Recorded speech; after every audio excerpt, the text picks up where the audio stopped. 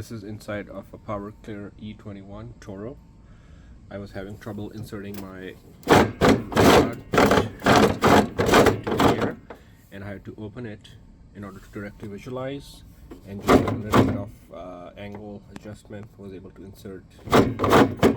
I also lubricated the gears, so now it's working more smoothly. That's the motor, not much else inside.